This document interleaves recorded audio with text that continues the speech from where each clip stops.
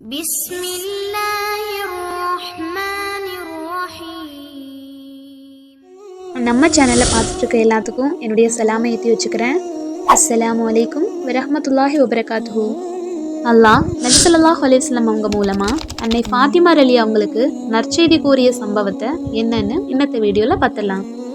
This video sponsored by Bymode shopping app. இந்த Bymode app one of the grocery purchase app. நமக்கு தேவையான groceries எல்லாம் ஆஃபரில் கிடைக்கும். நாம் அதில் பர்ச்சேஸ் பண்ணுறதுனால கேஷ்பேக் அண்ட் ரிவார்ட்ஸ் இருக்குது. இந்த ஆப் ப்ளே ஸ்டோரில் அவைலபிளாக இருக்குது. இந்த ஆப்போட லிங்க் டிஸ்கிரிப்ஷனில் இருக்குது, செக் பண்ணிக்கோங்க. இப்போ வாங்க நம்ம வீடியோக்குள்ளே போகலாம். நபி ஸல்லல்லாஹு அலைஹி வஸல்லம் அவங்க எப்படி தன்னுடைய வாழ்க்கையை வறுமையிலேயே இணைச்சு வாழ்ந்தாங்களோ அதே போலயே அவங்கள பின்பற்றின அவருடைய மகள் ஃபாத்திமா ரலியல்லாஹு அன்ஹா அவங்களும் அப்படியே வாழ்ந்திருக்காங்க.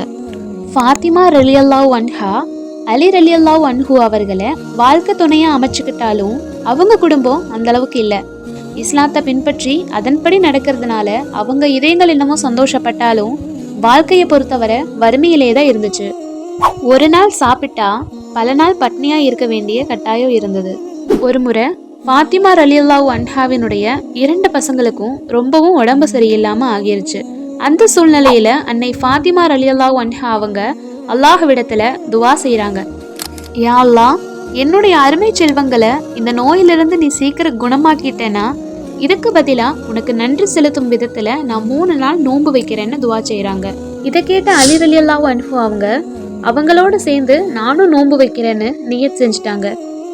அல்லாஹும் இவங்க துவாவை ஏற்றுக்கிட்டு அந்த குழந்தைகளுடைய நோயை போக்கிட்டான். அதனால ஃபாத்திமா ரலியல்லாஹு அன்ஹா அவங்களும் அலி ரலியல்லாஹு அன்ஹு அவங்களும் தான் செஞ்ச நேர்ச்சையை நிறைவேற்றணும்னு நினைச்சாங்க.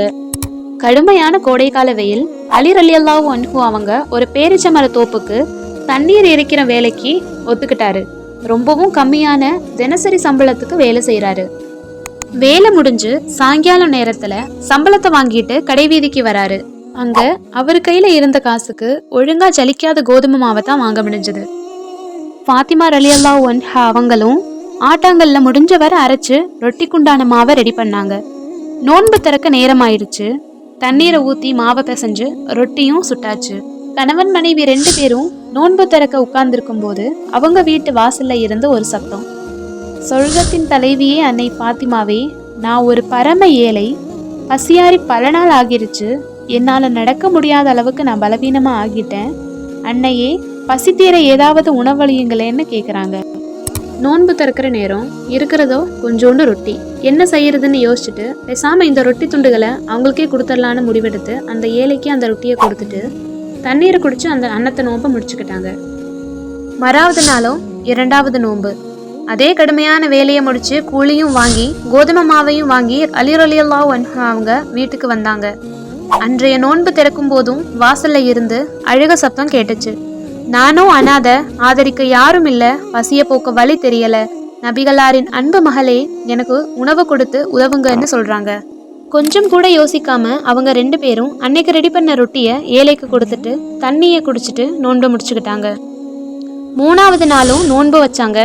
நோன்பு துறக்கிற நேரத்துல அதே மாதிரி வேற ஒரு புதிய குரல் கேக்குது. நான் சற்று முன்தான் சிறையிலிருந்து மீண்டு வந்தேன். சிறை கைதின்னு என்னை யாரும் ஆதரிக்கல, என்னை விரட்டுறாங்க. முடியாத நிலையில உங்ககிட்ட வந்திருக்கேன். அன்னையே, எனக்கு உணவு தந்து ஆதரியுங்கன்னு சொன்னதும் அன்னைக்கும் யோசிக்காம தன்னிடம் இருந்த ரொட்டியை கொடுத்துட்டாங்க. அப்புறம் அல்லாஹ்விடம் துவா செய்கிறாங்க. எங்கள் இறைவா, எத்தனையோ பேரை எங்களை விடவும் வறுமையில வச்சிருக்க, அப்படிப்பட்டவங்களை விட எங்களை மேலாக்கி வச்சிருக்க. இந்த நிலைமையிலையும் எங்களை தர்மம் செய்யற மிகப்பெரிய பாக்கியத்தை தந்த ரஹ்மானே, எல்லா புகழும் உனக்கே. எங்களின் இந்த நற்செயலை ஏற்றுக்கொள்வாயாகன்னு துவா செய்கிறாங்க.